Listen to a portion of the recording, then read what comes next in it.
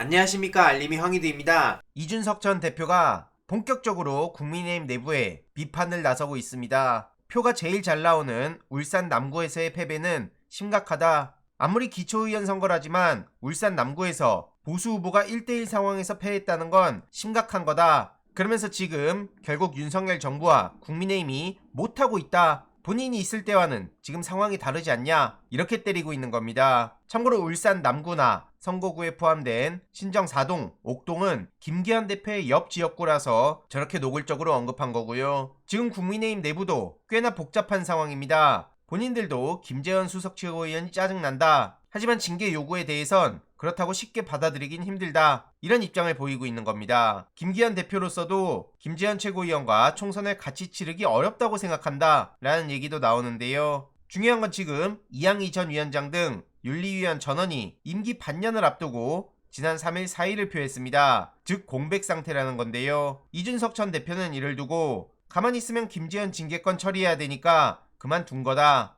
한마디로 도망친 거라고 언급했고요. 결국 저렇게 김재현 씨를 가만히 냅두고 징계를 안 하는 것도 부담이란 의견이 당내에서 적지 않다고 합니다. 당장 이준석 전 대표는 이에 대해서도 양도구육이란 사자성어를 했으면 1년 징계고 정광훈이나 5.18에 대해 뭐라 하는 건 무징계냐, 그래서 계속 때리고 있고요. 최근 예민해진 김기현 대표는 분노를 터뜨리기도 했죠. 이준석 흔적 지우기라는 보도가 나오자 헛소리 떠드는 놈이 누군지 색출하라고 지시했다, 이렇게 목소리를 높인 겁니다. 지금 누가 헛소리를 했다, 핵심 관계자라는 자가 자기 마음대로 장문해서 있지도 않은 소리를 하고 있다, 이렇게 분노를 표출한 건데요. 이준석 전 대표가 앞으로 더 본격적으로 김기현 지도부를 때릴 거기에 이러한 흐름 계속 지켜보면 될 것 같습니다. 그리고 윤석열 대통령은 한일 관계 중요성은 아무리 강조해도 지나치지 않다, 외교 안보가 국민 먹고 사는 민생과 직결된다, 이런 얘기를 하고 있는데요. 민생 타령하더니 제대로 챙기지도 않고 국민의힘 조수진 의원이 어제 또 망언을 터뜨려서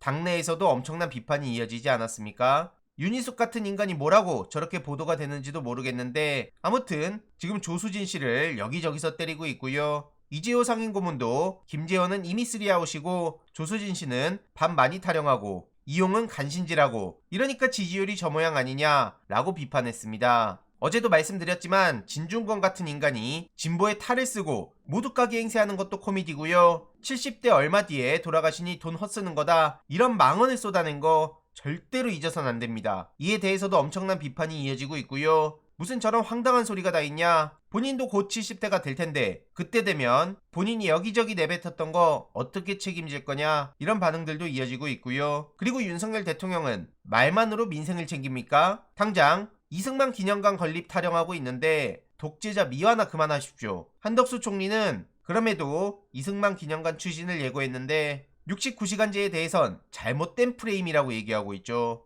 그러면서 여유가 있을 때 휴가나 적절한 보상을 할 수 있도록 정부가 오히려 도움을 주는 거란 식으로 얘기합니다. 그런데 어제 독도가 한국 영토냐, 이런 질문에 절대 아니다, 이런 발언을 해서 논란에 휩싸이기도 했죠. 물론 본인은 실수라고 하지만 청중석에서도 웅성웅성 대는 소리가 나왔고요. 해당 소식을 접한 시민들은 국무총리가 저런 정신머리로 월급만 받아가는 거 아니냐, 좀 잘라버려라, 윤석열 대통령과 국민의힘의 생각을 그대로 드러낸 거 아니냐 등등 많은 비판들이 이어지고 있고요. 게다가 윤석열의 멘토 행세하지 마라, 그러면서 경고의 목소리가 나오는데 이게 앞서 말씀드렸던 이용 의원의 간신 지시라는 겁니다. 심평씨가 윤석열 대통령을 비판하자 신윤계 이용 의원이 나서서 저렇게 경고를 한 건데요. 심평빨 창작물은 두고 보지 않겠다고 하는데 그럼 뭐 어쩌겠다는 겁니까? 아무튼 이후로 심평씨는 나이값 못했다며 사과까지 합니다. 정말 무시무시한 정부라는 생각밖에 안 들고요. 이런 와중에 조선일보에선 민주당은 입법폭주, 윤석열은 거부권, 앞으로 방송, 간호, 노란봉투법도 강행 추진할 거로 보이는데 충돌이 반복될 거다, 그러면서 169석 거야의 강행 처리, 이런 식으로 대결 처리라고 양비론을 펼치는데 역시 저러니까 조선일보죠. 참 한심하단 말밖에 안 나옵니다.